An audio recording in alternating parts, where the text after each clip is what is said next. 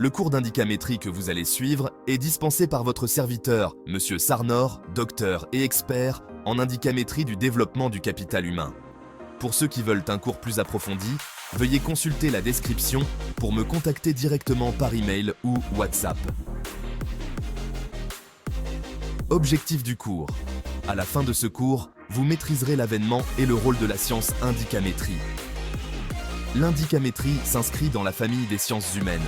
Les sciences humaines, ou sciences de l'homme, sont un ensemble de sciences, en nombre indéfini, ayant un rapport direct ou indirect avec l'homme.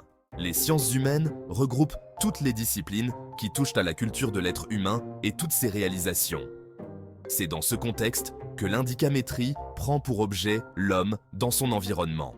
Les sciences ont, de façon générale, pour objet de dégager des généralités récurrentes, de définir des concepts. Les lois et les systèmes commencent toujours par la reconnaissance des rapports préexistants pour s'en écarter insidieusement et poser des absolus a priori, ce que Kuhn appelle des paradigmes. Une vision mécaniste, causaliste, de l'environnement semblait hier encore tout à fait concevable pour tous les domaines, mais elle ne l'est plus de nos jours. Si vous continuez donc de vivre comme hier, il est grandement temps de vous réveiller.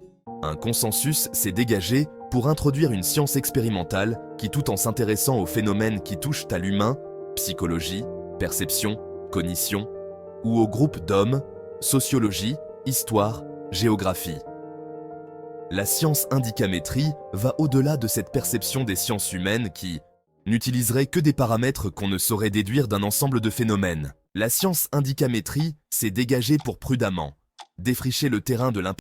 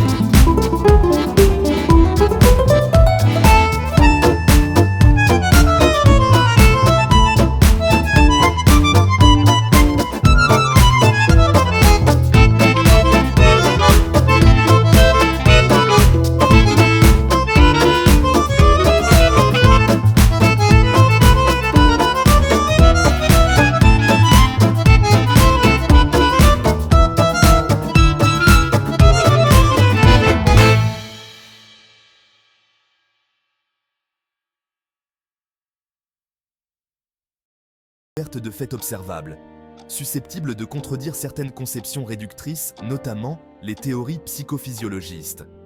Ces théories attribuaient à notre cerveau des fonctions localisées, reliant certaines données conscientes à des régions précises de l'aire corticale. De la physique à la psychologie, de la science à l'art, de la prospective à l'histoire, tous les domaines où le projet humain doit se concrétiser sont ainsi marqués du sceau de l'aléa, du flou de la connaissance des choses humaines, du chaos de la pensée, bref, d'une valeur inopérante pour la déduction. Cette déduction joue un rôle des plus importants comme dimension cognitive de l'homme. Cela marque la limite des sciences humaines classiques. Elles sont incapables de réellement comprendre l'homme, son comportement et son environnement. Comprendre les phénomènes de la pensée, l'esprit et le comportement humain?